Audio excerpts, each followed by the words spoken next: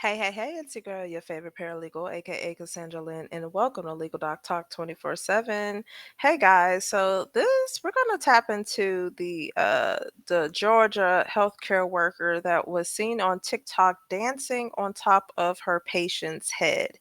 Why she thought that was a good idea to do, I have no idea. She even came out with a statement that pretty much tells us that we tripping, it ain't what we look like. And I'm just not verbatim, but this is pretty much what she said. But it is very disgusting. And she landed herself in hot water and has been arrested and actually charged with a felony. But let's tap on into it. Now, before we get to the arrest affidavit, let me just give you guys a glimpse of what she did and pretty much what she has said about this whole ordeal. Now, I'm not going to play the first part because there's music, but when she gets to talking, I am going to unmute it. But let's tap in.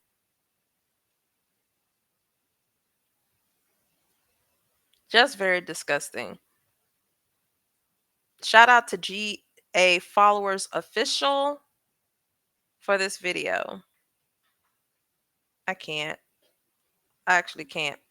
All right, here. TikTok right now. It's a video that's going viral of me, the healthcare worker that's dancing on top of her patient's head. Is not what it is. Why is Trust and believe. quotations? All I gotta say for now is angles play a big part, but we're gonna get into that another time. Okay. A lot of people in the comments talking about sexual assault, rape, just all type of dumb shit. Non-verbal. Trust and believe. He's verbal, and if he's not verbal to his Ken's, then I don't know what's going on over there. But around here, he be verbal, and I got proof. What you say? Can I get my hug? You want to get a hug? Yeah. Okay. Yeah. Hi, mama. He looks very aware and comfortable to me, so y'all need to stop jumping to conclusions. Even though, yeah, I do see how he look, but trust me, it's not that. So I'm assuming, based off of that, she is looking for what people call clout. Well, that clout got her arrested. So Miss Lucretia Coyen was arrested, and it was reported there's two times of time and dates of incidents. The first is January 17th, 2025 at 8 a.m. The second incident happened on January 23rd, 2005 at 5:30 p.m. Now, I am not sure if the witnesses just happen to log on to social media and see this, or if it was forwarded to them. Whatever the case may be, these are the only the two incidences that were reported. Her charge: exploitation and intimidation of disabled adults, elder persons, and residents, which is a felony in Georgia, and a violation of 16-5-102 paragraph A, which reads: any person who knowingly and willfully exploits a disabled person, elder person, or resident, willfully inflicts physical pain, physical injury, sexual abuse, mental anguish, or unreasonable confinement upon a disabled person, elder person, or resident, or willfully deprives of the essential services a disabled adult, elder person, or resident in violation of the Georgia Statute 16-5-102A. Here's what happened. So it says, while in the custody care of the accused filmed herself using a cell phone to dance above the victim's head in a provocative manner as the victim sat in a handicap accessible chair.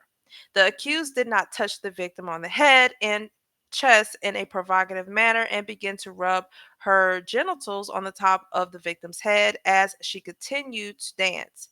The accused then uploaded the footage to a social media site, TikTok, in hopes to accumulate views or followers. The victim did not appear to consent to the acts, and the victim's guardian witness advised that she did not consent to the victims participating in such acts. The accused was employed as a home health care worker.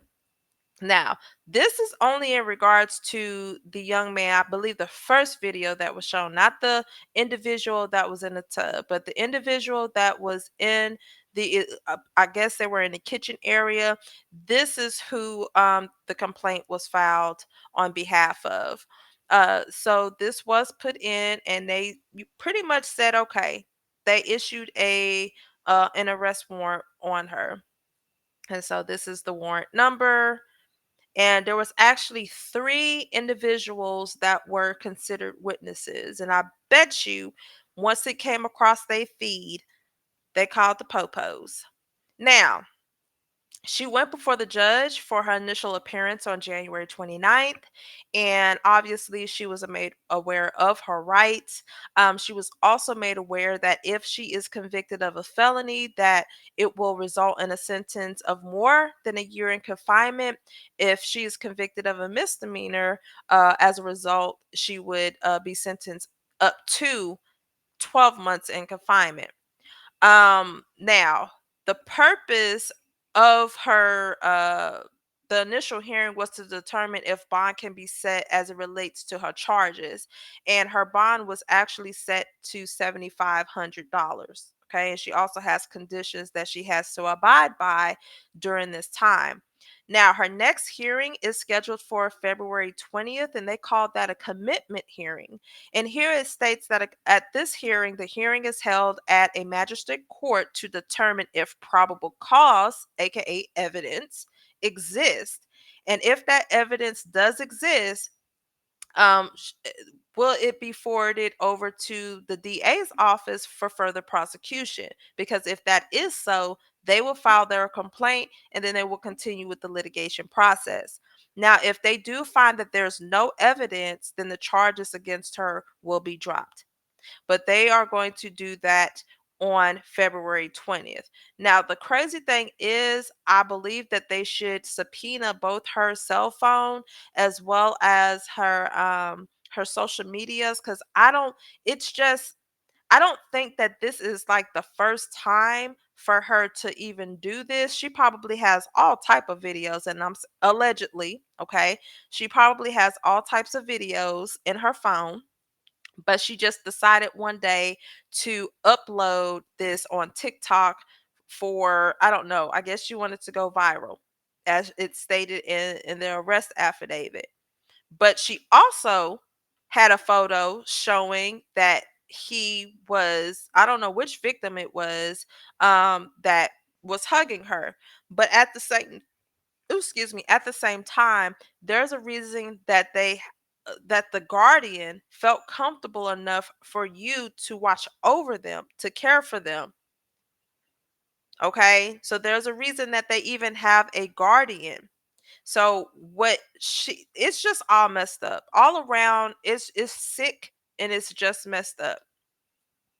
So the conditions that she has to abide by for the time being is that, one, she has to stay away from directly, indirectly, third party telephone, email, text message, or any other correspondence from the person, their home, family, school, or place of employment.